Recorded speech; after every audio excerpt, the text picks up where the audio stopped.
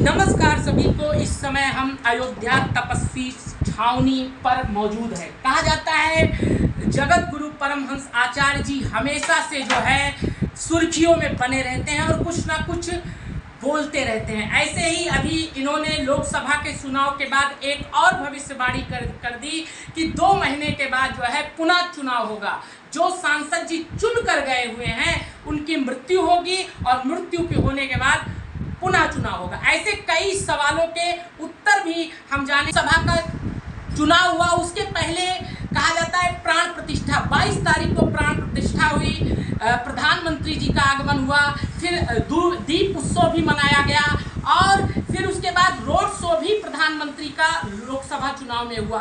और कहा जाता है पहली बार उत्तर प्रदेश में जो कैबिनेट की बैठक थी वो भी अयोध्या में हुई। लेकिन क्या ऐसा मामला रहा कि अयोध्या की जनता ने पूरी तरह से यहाँ के सांसद को नकार दिया और भाजपा की सीट यहाँ से भी कम हो गई। और उसका एक प्रभाव जो कहा जाता था भारतीय जनता पार्टी के कार्यकर्ता और पदाधिकारी और जितने लोग थे सब लोग कहते थे कि 400 पार, लेकिन वो 400 पार घट 240 तक आ गया। क्या कारण रहा? वे सारी चीजें आइए जानेंगे जगत गुरु परमहंस आचार्य से। कहा महाराज जी अयोध्या की लोकसभा सीट हारने का कारण क्या रहा?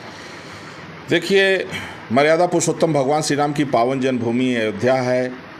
ये दुखद रहा कि जिसने राम मंदिर बनाया उनका प्रत्याशी हार गया और जिसने राम भक्तों पर गोली चलाया उसका प्रत्याशी जीत गया। लेकिन इसके पीछे जो विपक्ष का गणित रहा, विपक्ष में चूँकि सपा कांग्रेस का गठबंधन रहा तो मुस्लिम वोट एकजुट जो है भाजपा के विरोध में गया। दूसरा, यादव वोटर एकजुट गया। तीसरा जो है कैंडिडेट उनका वो जान करके SC चुने थे तो दलित वोटों को ले लिए। तो जो उनका गणित रहा, कुछ यहाँ तोड़ फोड़ होने के कारण व्यापारी भी कुछ नाराज़ था तो वह भी जो है वोट भाजपा को नहीं दिया। तो कई कारणों से यहाँ भाजपा थोड़ा, लल्लू सिंह 10 साल से सांसद थे तो लोग चाहते थे कि इस बार कोई नया चेहरा हो। तो एक कारण नहीं, कई कारण था। हालांकि ये बात अलग है, भाजपा जीत यहाँ से हारी है, लेकिन 6 महीने के अंदर फिर उपचुनाव होगा। भाजपा जो है तो 5 लाख प्लस वोटों से जीतेगी। जो अभी जो है सपा से सांसद बने हैं वो अत्यंत वयोवृद्ध बुजुर्ग हैं, महीने 2 महीने की ही वो मेहमान हैं। हम कोई शराब नहीं दे रहे हैं, हम कोई बद्दुआ नहीं दे रहे हैं, हमारी कोई दुर्भावना नहीं है। एक ज्योतिष के आंकड़े के हिसाब से बता रहे हैं कि महीने 2 महीने में ही वो निपट जाएंगे और इसके बाद जो यहाँ नुकसान हुआ है वो भरपाई हो जाएगा। प्रधानमंत्री जी जो जय श्री राम है उसको बोलना एक बड़ा चर्चा का विषय है कि नरेंद्र मोदी जी जब से कुछ सीटें कम हो गई हैं, खासतौर पर अयोध्या से हार गए हैं तो जय श्री राम बोलना बंद कर दिए हैं। ये लोगों में एक चर्चा का विषय बनता जा रहा है। तो अयोध्या से मैं तपस्वी छावनी पीठाधीश्वर जगत गुरु परमहंस आचार्य एवं विश्व हिंदू सिख महापरिषद का मैं अंतर्राष्ट्रीय अध्यक्ष, मैं नरेंद्र मोदी जी को तीसरी बार प्रधानमंत्री बनने की बधाई भी देता हूं।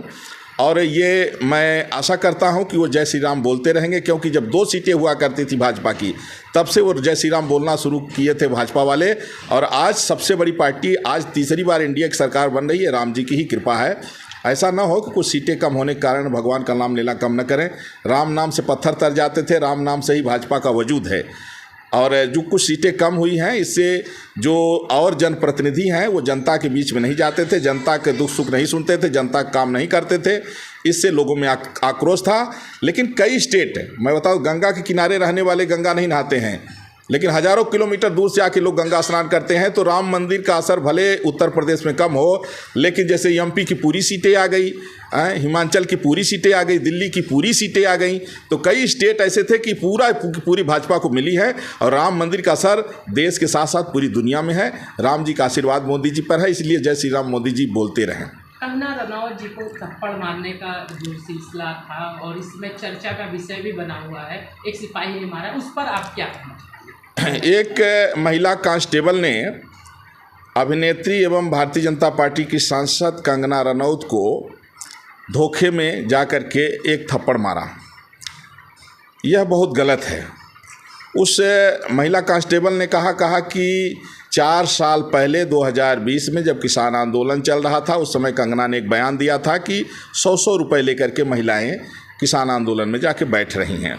और उस महिला ने कहा कि मेरी माँ भी थी, तो उसने कहा मुझे आक्रोश था। तो मैं ये पूछना चाह रहा हूँ कि 2020 की जब घटना है तो 2020 में अगर उसे संविधान पर विश्वास था तो विधिक कार्रवाई कराती। FIR दर्ज कराती। और अगर संविधान पर विश्वास नहीं था, गुंडागर्दी करना था, तो उसी समय जाती कंगना के पास थप्पड़ मारने के लिए। 4 साल तक खामोश रही और इसके बाद वर्दी पहन करके, वर्दी का दुरुपयोग करके और जा करके थप्पड़ मार रही है चुप्पे से, कायरों की तरह। तो यह कायरता की, नीचता की पराकाष्ठा है और वर्दी का विश्वास उसने तोड़ा है। क्योंकि जिस वर्दी पर देश आँखी मूंद के विश्वास करता है, अब देशवासी उस वर्दी पर भी शक करेंगे, कहीं कोई आ रहा है वर्दी में तो थप्पड़ तो मारने नहीं आ रहा है, गोली मारने तो नहीं आ रहा है। और कुछ लोग जो उस महिला कांस्टेबल की वाहवाही कर रहे हैं, तो अगर उस महिला कांस्टेबल की वाहवाही कर रहे हैं तो इंदिरा गांधी के हत्यारों की भी वाहवाही होनी चाहिए, क्योंकि इंदिरा गांधी को गोली मारने वाले भी जो है वर्दीधारी ही 2 थे। उस समय 84 के दंगे में कांग्रेस ने खोज करके पूरे देश में सिखों की हत्या कराया था।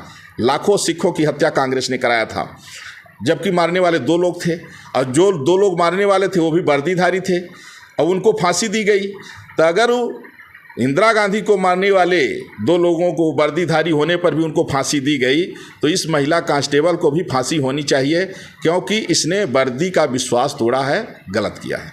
आखिरी सवाल लेंगे। आज प्रधानमंत्री जी शपथ ले रहे हैं, तीसरी बार प्रधानमंत्री बनेंगे, NDA की सरकार बनेगी, तो क्या आशीर्वाद देना चाहेंगे? और क्या आपको लगता है, आपकी ज्योतिष के हिसाब से, कि 5 साल ये सरकार चलेगी? जैसे अभी आपने अवधेश जी के लिए भविष्यवाणी कर दी कि वो 2 महीना ही, उसके बाद पुनः अयोध्या में सिर्फ चुनाव होगा, क्या कहना चाहेंगे? ऐसा कोई भविष्यवाणी करेंगे आप? नरेंद्र मोदी जी देश नहीं पूरी दुनिया के सर्वाधिक लोकप्रिय हैं और NDA की सरकार बनने जा रही। मोदी जी तीसरी बार प्रधानमंत्री बनने जा रहे हैं। प्रधानमंत्री बनने की उनको जो है तो अयोध्या से मैं बधाई दे रहा हूं और ये सरकार 5 साल तक चलेगी। वह भाग्यशाली लोग हैं जो NDA में जुड़े हुए हैं और जो बाहर हैं, लगभग 100 से ज़्यादा सांसद सपा इत्यादि के टूट के भाजपा में जाने वाले हैं, इसकी भी मैं भविष्यवाणी कर रहा हूं। और यह सरकार जो है तो इस बार 5 साल, मोदी जी 10 साल में वो काम किए हैं जो कांग्रेस ने 60 साल में नहीं कर पाया।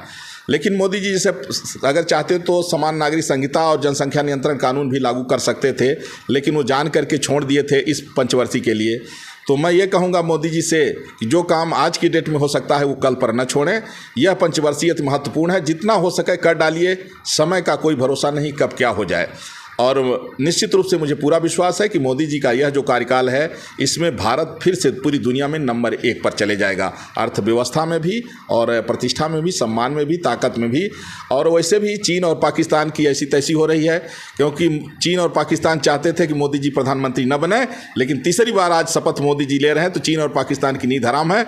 और आज जो भारत और पाकिस्तान का मैच है, इसमें भी हमारे जो है तो भारत के खिलाड़ी चीन को बुरी तरह से जो है परास्त करने वाले हैं। तो आज पाकिस्तान को डबल गम में जाना पड़ेगा और मोदी जी को शुभकामना, बधाई। यह है मैं अयोध्या से तपस्वी छावनी पीठाधीश्वर जगत गुरु परमहंस आचार्य एवं विश्व हिंदू सिख महापरिषद का अंतर्राष्ट्रीय अध्यक्ष।